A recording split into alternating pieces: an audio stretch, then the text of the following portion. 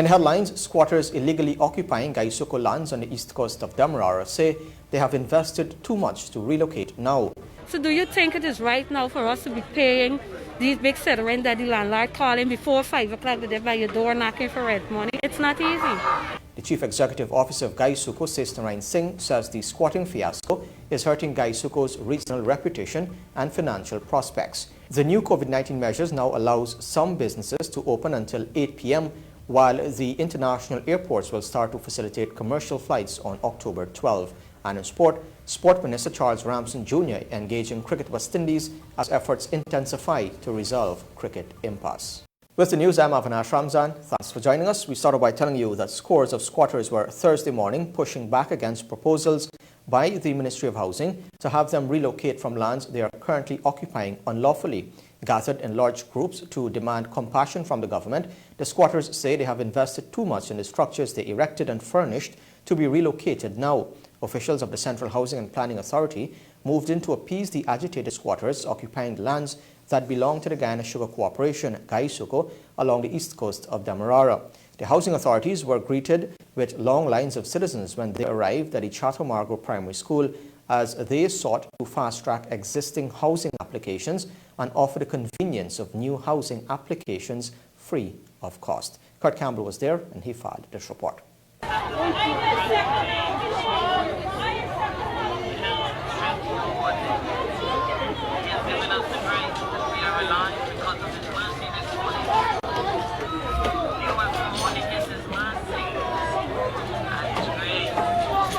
We are following the developments here at Success on the east coast of Demerara, involving the removal of scores of squatters from lands belonging to the National Industrial Commercial Investment Limited (Int'l) and the Guyana Sugar Corporation, GuySuCo. The Central Housing and Planning Authority, along with officers from the Ministry of Housing, are currently here at the Chateau-Margaux Primary School, meeting with those squatters along with other residents from the area who have already applied for lands with the Ministry of Housing. I can tell you that yesterday, the National Industrial and Commercial Investment Limited, along with GuySuCo and the Central Housing and Planning Authority, moved in to remove squatters from the area which they occupied. That led to clashes between the squatters and the protesters as the authorities sought to remove a bridge. The squatters hurled missiles at the authorities, and the armed police ranks responded with the use of pellets and tear gas. Today, what we're seeing here is that officers from the Central Housing and Planning Authority are accommodating those squatters. There are two lines, one for persons who have already applied for house lots with the Ministry of Housing, and those applications are pending. And the authorities are also conducting new applications. Those applying here this morning were asked last evening to turn up with their documents, which would include valid identification, birth certificate for children if they have any, their tax identification number, TIN certificate, and they would be accommodated and looked after by the authorities here this morning. We have been speaking to several of those persons who have already engaged the authorities, and we'll take a look at what they had to say. Straight up. I only sell bread for a living. That's all I sell for a living. Bread, and have to maintain two children and a sickly old grandmother. And having to pay rent, depending on her pension, is nothing easy. It is very hard.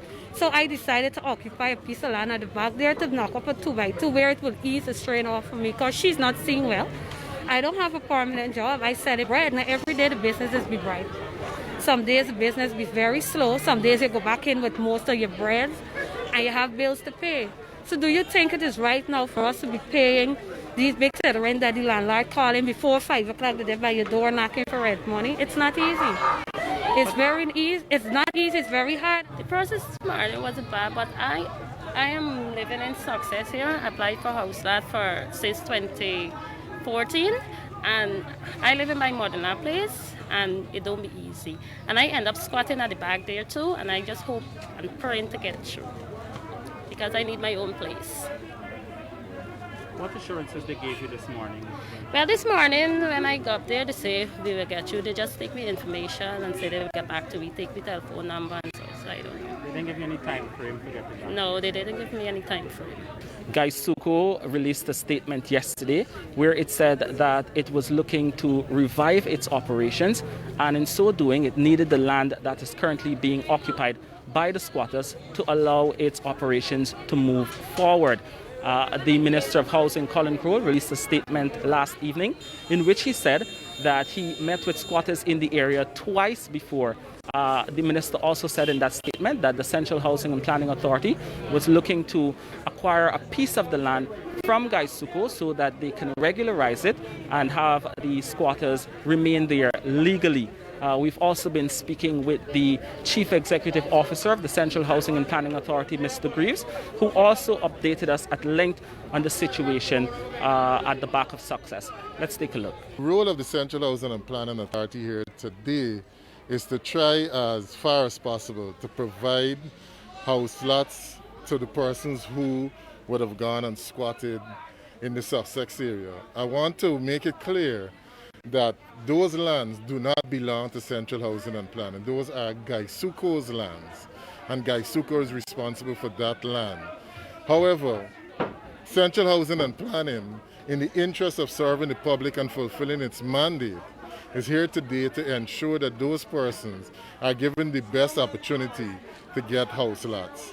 There is a process by which every citizen of Guyana must go through to get a house lot, and squatting is not one of those processes.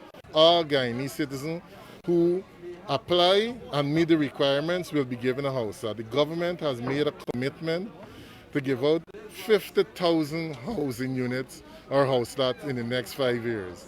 And these persons that are out there will form part of that 50,000. CEO, can you say what is the specific plan for placing these squatters? Because some of them are saying that they've already invested, they already have structures at the back there. Can you say what is the specific plan? Well, I don't want to speak to that. That is GuySuCo initial issue in terms of that land. I'm speaking on behalf of Central Housing and Planning Authority, who will be dealing with persons who have applied and who are now applying, because we have put systems in place for those who never applied to apply, and we will find house lots for them within Region 4. Right now, we are preparing 22 different areas for house lots all across Guyana. They will fall within those 22 areas. The squatters who have occupied lands at the back of Success belonging to the Guyana Sugar Corporation are saying that they have made heavy investments to erect structures there, and they are not too keen on having to move. They have requested that the Ministry of Housing and the Central Housing and Planning Authority look to regularize the area so that they can remain there. Reporting from Success, I'm Kurt Campbell. Meanwhile, the Chief Executive Officer of the Guyana Sugar Corporation, GuySuCo, Sesnarain Singh, continues to plead with squatters to remove from lands the corporation is currently looking to repossess to revitalize its operations. Singh says the refusal by the squatters to relocate is hurting GuySuCo's reputation and finances. With squatters in the East Demerara Sugar Belt resisting efforts to relocate, Chief Executive Officer of the Guyana Sugar Corporation, GuySuCo, Sesnarain Singh, says that while the corporation will follow government's policy on the issue, GuySuCo's regional reputation and future financial prospects are being hammered.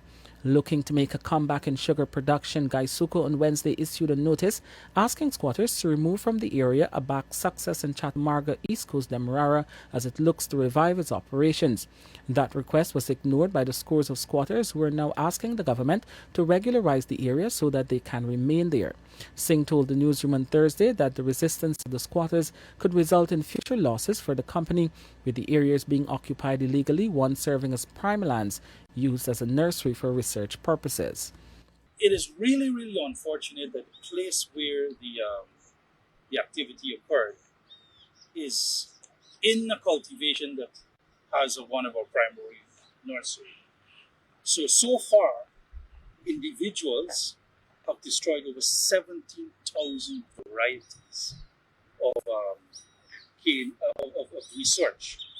Now, from that research, you usually will get 1 to 2 commercially viable options. Now, it took about 18 years to develop those 17,000 varieties. 18 years of scientists across this industry and in collaboration with University of Guyana, researching to find a commercially viable future to, more productive, um, varieties.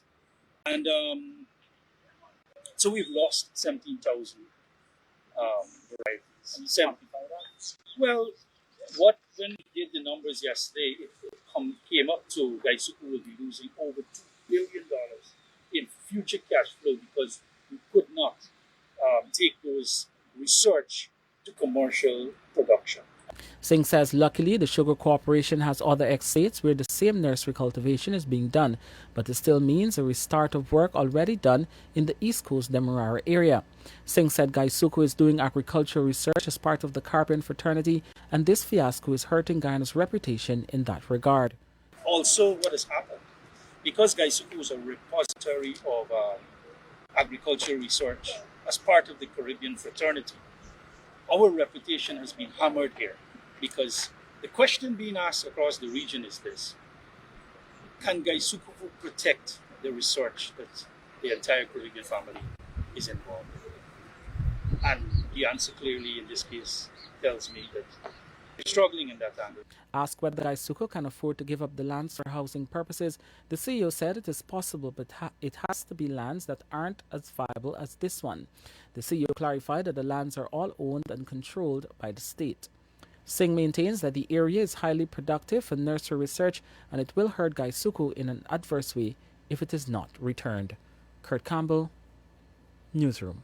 Guyana recorded 35 new COVID-19 cases on Thursday, with the majority in Region 4. Region 3 recorded 3 new cases, Region 4 recorded 31, and Region 7 has 1 case now. There are 14 persons in the COVID-19 intensive care unit, and the total number of known cases in the country is now 2,929. There are 142 persons in institutional isolation and 931 persons in home isolation. Thus far, 1,750 persons have recovered, and the number of deaths is at 82, while 101 persons are in institutional quarantine.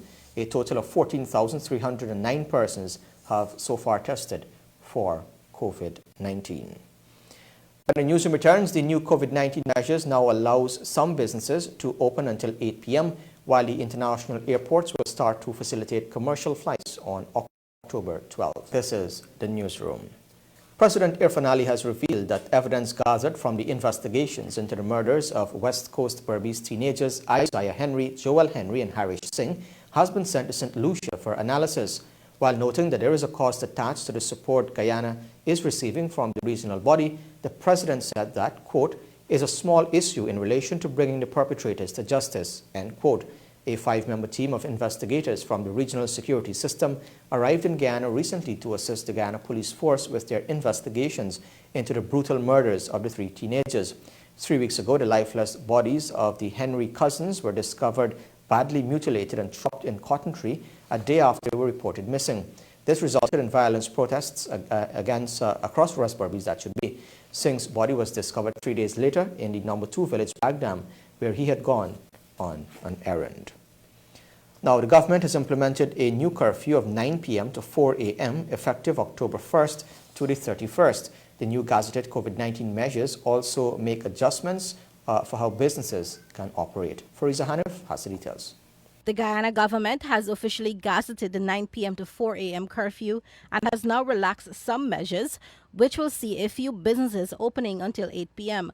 These businesses are banks and other financial institutions, markets, supermarkets, fruit and vegetable stalls, bulk food stores and neighborhood grocery shops, gas stations, postal and shipping services, beauty salons and barbershops, operation, inspection, repair and maintenance of essential services, including vehicles, vessels and aircraft, and traffic signal maintenance, automotive repair and maintenance facilities that provide direct support to essential businesses, hardware, plumbing and electrical stores, clothing, shoes and bookstores, services necessary for maintenance of residences, including plumbing, electrical and extermination services. Additionally, food services and restaurants shall be opened only for delivery, drive-through, curbside pickup and takeaway services from 4 a.m. to 8 p.m. Indoor and buffet dining remains prohibited, and outdoor dining at a restaurant shall only be permitted during the hours of 9 a.m. to 8 p.m. Meanwhile, gyms, bars, rum shops, and nightclubs remain closed until October 31st, 2020. The Guyana government has received serious flack over moving the 6 p.m. to 6 a.m. curfew as Guyana continues to see a rapid increase in COVID-19 cases and deaths in the past 2 months. In downtown Georgetown on Thursday, the streets were filled with people and there was no adherence to the social distancing guidelines in place. The markets were also packed and vendors were not complying with the COVID orders. The Guyana Police Force has been criticized for not enforcing the measures in place to guard against the spread of the disease. On Wednesday, 4 coalition opposition members of parliament came together to demand that the People's Progressive Party government change its approach of dealing with the COVID-19 situation in Guyana. Reporting for the newsroom, Fariza Hanif. And after being closed to commercial flights for some 6 months, travelers will soon be able to leave and enter Guyana with the return of scheduled international flights commencing October 12, 2020. Kurt Campbell reports. The Guyana government has taken the decision to reopen its 2 international airports for scheduled commercial flights commencing October 12, 2020. The decision was taken during a cabinet meeting on Wednesday and later confirmed by Public Works Minister Int'l. Int'l told the newsroom via telephone that the current closure of the airports will last until October 11, following which it will open to international flights. Int'l said the airports will be reopened with its own COVID-19 guidelines and measures, which includes testing for all persons entering Guyana. Guyana's airports had remained closed since March 2020, with special flights being allowed in with hundreds of repatriated Guyanese. Director General of the Civil Aviation Authority, Egbert Field, told the newsroom Wednesday evening that he supports the reopening of the airports when the current directives in place expire. He said his support is conditional in that the airports should reopen with strict COVID-19 measures in place. Those measures should include testing at least 3 days before arrival and again upon arrival. Taking into consideration all that you've just said to me, and the fact that you are the head of the Civil Aviation Authority here, what is your recommendation? Do you support the reopening of the airports post October 15? I support the opening of the airport if the COVID measures are in force or are in place, and these measures include passengers being tested before arrival into Guyana, and it should not be testing too far in advance of the flight. Anything like between 3 to 7 days testing before arrival in Georgetown. Okay. Together with that, testing on arrival, because you don't know if within that time the individual who took the test, if that person was isolated, or if that person went about shopping in Kmart and Costco because they're coming home, and who knows, could have contracted the disease within that 7-day period. So testing on arrival is very important. He cautioned that opening the airports does not mean that airlines will begin flying immediately. If airlines are ready to conduct operations into Guyana, if you open, it doesn't mean that airlines are going to come immediately, because airlines have been down, such as like Caribbean Airlines, American Airlines, Copa Airlines. They have been inactive for some time, and they would need to restart their operation, training their staff, which would have run out of currency. Mr. Field is confident that the reopening can be done safely with workable measures and enforcement in place. Still ahead on the newsroom, App News' Daniel Siram says he knows of no agreement with AFC on the vice chair position, and the $9 billion Exxon project is approved. This is the newsroom. The country's Prime Minister, retired Brigadier Mark Phillips, on Thursday defended the government's decision to reduce the curfew hours, even in the face of mounting cases of COVID-19 and the deadliest month on record. He said reducing the hours is not to allow persons to party or relax, but to allow people to get to work and conduct business. He warned that COVID-19 is a deadly disease and urged citizens to be serious in adhering to the measures to wear a mask, sanitize, and practice social distancing. We want all the people of Guyana to do that. Start by wearing a mask. Secondly, if you don't have to leave your home, don't leave your home. If you have to leave your home, remember, put on the mask before you leave your home. Practice social distancing and sanitize as many times as possible. Sanitize, wash your hands, soap, with whatever you have sanitizer, use it. Sanitize your surroundings, your home. These are the measures that will save your lives. We have reduced the curfew hours. You know, the curfew for the last month, the month of September, which incidentally is the month with the highest deaths from COVID-19 so far. We had a 6 p.m. to 6 a.m. curfew. We have changed that, and now we have a 9 p.m. to 4 a.m. curfew. We have not reduced or relaxed the measures for anyone to go there and party and socialize and feel more relaxed. There's a simple reason why we did it. So people could conduct their activities, whether it be work, the place of business, farming, and get home to their families. And get up early in the morning to start their activities again. So whether you're a farmer, whether you're a fisherman, and you have to get up early and get out to sea or get your goods to the market, so they could start selling at 6, that is the reason why we have changed the timing.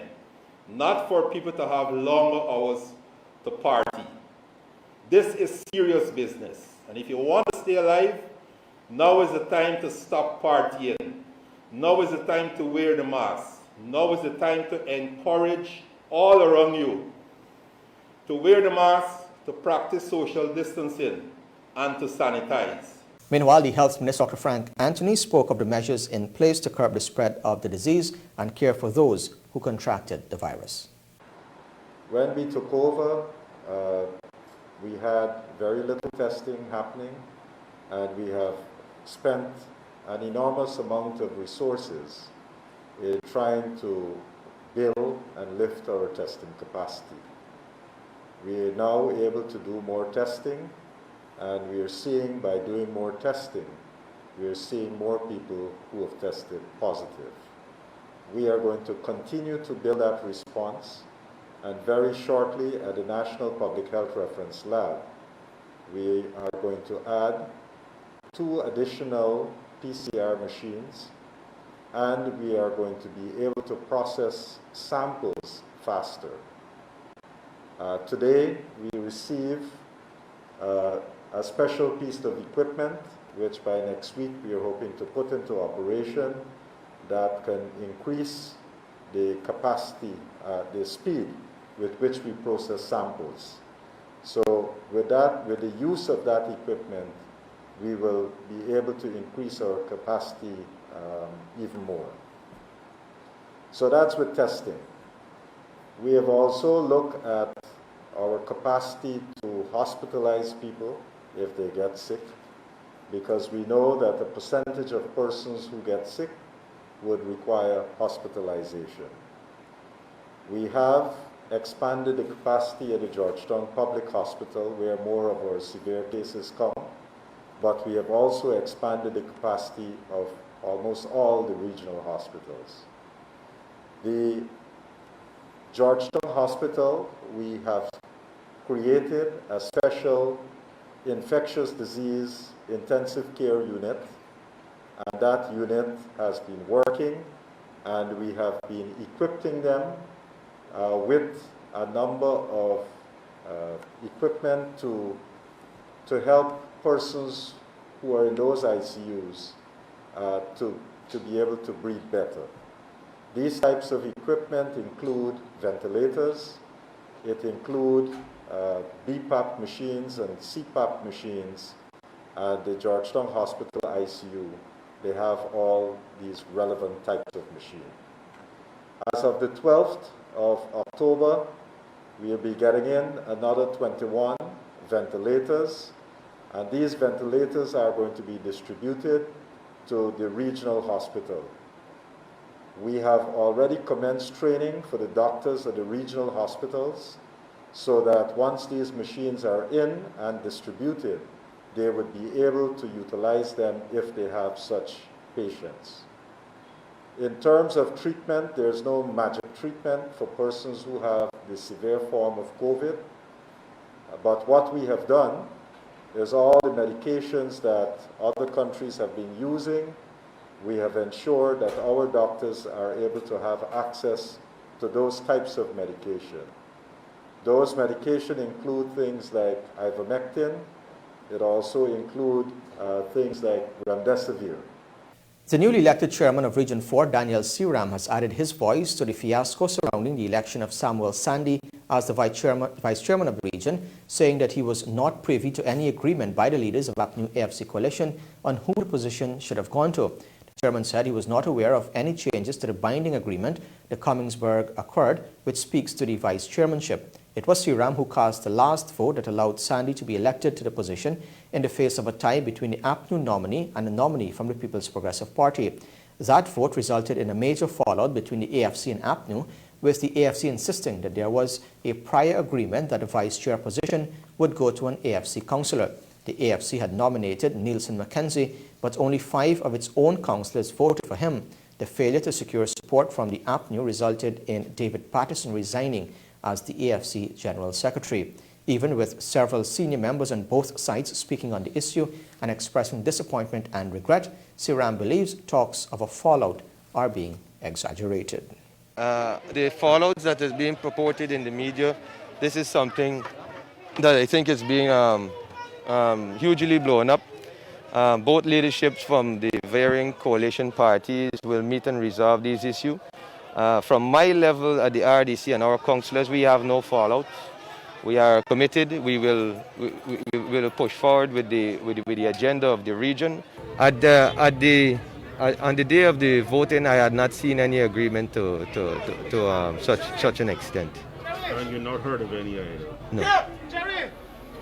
Could you clarify if there were previous discussions surrounding who would become vice chair that you were privy to? I was privy to a preliminary discussion for the vice chair, and after that I would have not been privy to any other discussion for the vice chair. What was your understanding based on those discussions? Those discussions would have been at the party level, and I do not wish to divulge that information. Which party level? At the coalition party level, which our coalition councillors attend. Yes. The Guyana government late on Wednesday announced that after a period of intense review by local and international experts, it has been approved that the Payara offshore development project, with several new clauses, which will see ExxonMobil being fined and penalized for prolonged flaring. Fariza Hanif reports. The approval of the Payara offshore development project comes with a series of recommendations which sees the government insisting, among other things, that routine flaring is strictly prohibited without the approval of the Environmental Protection Agency, EPA. Flaring is the controlled burning of natural gas and a common practice in oil and gas exploration, production and processing operations. A flare system consists of a flare stack and pipes that feed gas to the stack. The government and ExxonMobil earlier on Wednesday signed a license for the Payara field offshore development, with Natural Resources Minister Vikram Bharat and ExxonMobil's country manager Alistair Rutledge leading the way.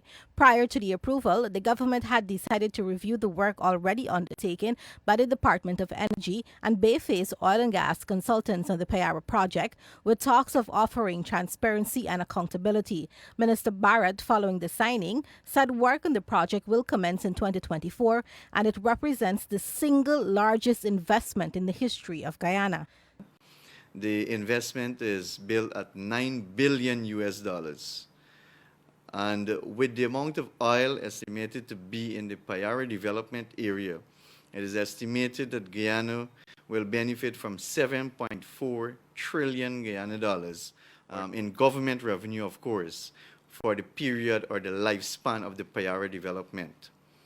So I want to say it is for the lifespan of the Payara development. As you know, the contract signed is a 20 years contract with the possibility of a 10 years extension. And that is just one development. The Liza 2 development is of similar size and nature as the Payara development. Following the review of the agreement by experts from Canada, the Ministry of Natural Resources noted that ESSO Exploration and Production Guyana Limited will pay the government for the cost of gas wasted during flaring. We understand that flaring is necessary or should be necessary only when there is a startup, there is maintenance, or there is commissioning of the FPSO. So we fully understand that. However, we will not tolerate flaring at any and all time. So there will be fines. As a matter of fact, the Environmental Protection Agency will institute fine for pollution, and the government of Guyana will also introduce penalties for the wastage of gas, because the flaring means that we're wasting the gas which can be utilized in a more meaningful way.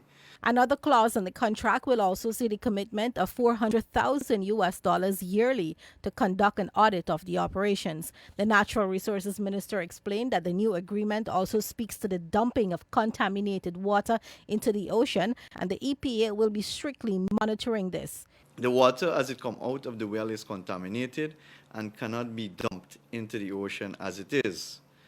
Now, the ideal practice would have been reinjection of the water, but what we would have managed to secure in this contract is to ensure that the water is treated to international standards before it is dumped into the ocean. This is something that we would have checked internationally, and there are many countries that are practicing similar dumping of treated water and not the contaminated water. We have also put into the contract, and which will allow EPA to do regular and testing of the water to ensure that the water is being treated indeed to international standard. The new agreement also caters for an oil spill and now mandates ExxonMobil to seal any spill within 5 days, and a study will now have to be done by the oil major to see if the spill can be sealed within 3 days instead. Payara is expected to begin in 2024 with a capacity of 220,000 barrels per day. Payara is the third project in the Stabroek block. The $9 billion development will target an estimated resource base of about 600 million oil equivalent barrels, Exxon said. 10 drill centers are planned, along with 41 wells, including 20 production and 21 injection wells. Fariza Hanif, Newsroom. When a newsroom returns, the financial, weather and bridge reports, along with sports. Welcome back to Newsroom. Now for a look at what's happening in sport. We're starting off with some cricket news. Sport Minister Charles Ramson Jr. has been constantly engaging cricket stakeholders, key among them Cricket West Indies, as the new administration intensifies efforts to bring a resolution to the ongoing cricket impasse. Just last week, the minister announced that the Court of Appeal ruled to restore the Cricket Administration Act to its original condition, thereby paving the way for elections at the Demerara and Guyana cricket boards. In giving an update to the media operatives this week, Ramson Jr. spoke of the steps being taken thus far. I'm in communication with the president of the CWI, Mr. Ricky Scarrett. Obviously, you can see why that I'm trying to keep them abreast of what's going on, because there are questions there about the legitimacy of our board representation. That is important for Guyana and the interest of Guyana. And they wouldn't want to be left in a precarious situation where they're unsure of who they ought to be dealing with or which body they ought to be dealing with. So the expeditious resolution of this issue, which has been plaguing Guyana for a number of years, is important for me, and it's important for the country, and it's important for cricket lovers and sportsmen specifically. That's one of the reasons why I have given so much of my attention at the beginning. Having said that, though, there still are some steps that we need to take now. Over the last 2 weeks, we've been here dealing with our budget and budget estimates. That is also important for us to be able to have the resources for us to be able to function as a ministry, just like every other ministry in the government. So now that that's over, and now that we're finishing today's debate and being able to pass the measures that we've outlined in our budget, we will be able to get a lot more attention to lead to the resolution of that. But I want the public to be assured is that I'm not working in isolation from all the bodies involved. So I'm in communication with all the relevant stakeholders, and I've said to them that I don't have a dog in the race. Okay? My function is to make sure that everybody is compliant and everybody is operating according to the law. It is not for me to cherry pick individuals who would represent Guyana's interest. It is the process that's important for me. I've said that to all of the stakeholders, and that is what I intend to stick by. The only thing that I need to ensure is that everybody is compliant to what the law says, and that the law represents the best interest of what Guyana is. What's in the best interest of Guyana. Now, at some point, we also have to be able to review the Cricket Administration Act, because it hasn't really been operating over the last few years. You've had this suspension of the provisions just a couple of years ago, which is something not only that prescribes the ability to have the act functioning and being able to assess it. The fact that it was done by a court order is something that is irregular. So I'm happy that is no longer an issue, but we've got to now quickly advance the process. Some football news now. The former Golden Jaguars captain Christopher Nurse hopes that there can be a way where more of the talented footballers in Guyana can be given a chance to play overseas. Nurse believes that this can fast-track development. More from Akim Green.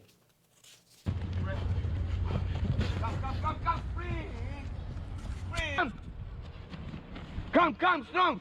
Come. That we need to continue and do a better job at developing players in Guyana who can go overseas and earn contracts in the same manner that Walter Moore has done, in the same manner that Gregory Richardson has done. So we have more local players competing overseas who the local fans can associate with. The problem is that we've stopped doing that for a long time now, and we don't have that level of quality players locally anymore who are competing overseas. Of course, we have some youngsters who have been to college. However, college isn't the same level as playing professional football overseas in the way that Gregory Richardson and Walter Moore have done. So comparing the college level to international level or professional level is not a realistic comparison. And it actually places an unexpected, unnecessary burden onto the players, because what the public or people expect to see from those players who've been competing at a college level isn't actually what they're going to be able to see when they're playing, because it's not the same as competing at a professional level or even training at a professional level. It has been a topical issue for quite some time on how long-term and sustained development of Guyanese footballers can be done. Of recent, there have been efforts to get players into Brazil for stints, and as understood, there are ideas being toyed in regards to partnering with Denmark on that front. For now, the promising likes of Jeremy Garrett and Curtis Kellerman are exposed to college football in the United States, with the hope of making an MLS team. However, college football season is 3 months out of the year, so for 4 years in college, a player would be exposed to 1 year of competitive college football. We're talking about climbing the levels here and earning your right to the top. You know, the progression is, yes, we go into college, yes, then you go into a professional environment and you learn your trade for a little bit longer, and then you succeed in that environment, and then you earn your right to a national call-up. You know, when we just kind of throw these players into the highest level and expect them to succeed, it doesn't always work out like that. And sometimes it can actually be detrimental to the careers of the players. So we have talented youngsters, and how we nurture them and take care of them and follow them on their path to the top is very important also, because if we put them into situations where we haven't prepared them for, you know, and prepared them adequately, you know, we actually doing more harm to them than good. For the newsroom, Akim Green. Back to cricket news now. Despite a 5-0 whitewash against England's women in their T20 series, which concluded this week, West Indies captain Stephanie Taylor said she's proud of the efforts of the Caribbean side, especially taking into consideration the pre-series scenario. West Indies lost the first 4 games quite comfortably, chasing on every occasion, while they narrowly lost the final game, a 5-over blitz after rain intervened. I guess on a wider note, not just tonight, but the series as a whole, how proud are you of your team for, I guess, A, for coming over here, and B, for, I guess, the way you sort of performed given the limited practice time you had beforehand. I guess, how do you look back on this whole experience? Yeah, I'm very proud. When we look at the year, if we didn't come over, like we're not sure if we would have had any or have any tour coming up. So yeah, when the chance came, like we just took it because we wanted to play some cricket. We knew what challenges would be like, but nevertheless we wanted to come here and play some good cricket. IPL news. Mumbai Indians moved to the top of the points table after a 48-run win over Kings 11 Punjab on Thursday. Batting first, Mumbai made 191 for 4, a total built initially on Rohit Sharma's 70 of 45 balls. Kieran Pollard with 47 not out of 20 and Hardik Pandya with 30 not out of 11 dominated the death overs, while Ishan Kishan made 28. Kings 11 responded with 143 for 8, with Nicholas Pooran hitting 44 of 27, Mayank Agarwal 25 and Krishnappa Gautam 22. Bowling for Mumbai, Jasprit Bumrah, Rahul Chahar and James Pattinson took 2 wickets each. IPL action continues tomorrow with Chennai Super Kings playing Sunrisers Hyderabad at 10 hours. Now, LeBron James says that the Los Angeles Lakers still have a lot more work to do after they comfortably beat the injury-hit Miami Heat 116-98 in Game 1 of the NBA Finals. Anthony Davis scored 34 points for the Lakers, with James adding 25 points and 9 assists. Jimmy Butler had 23 points for the Heat, who lost 2 players to injury. The Lakers went into the series as overwhelming favorites to land a record-equaling 17th NBA championship, 10 years after their last finals appearance. However, it was the Heat who began the game on top, racing to a 13-point lead in the first quarter.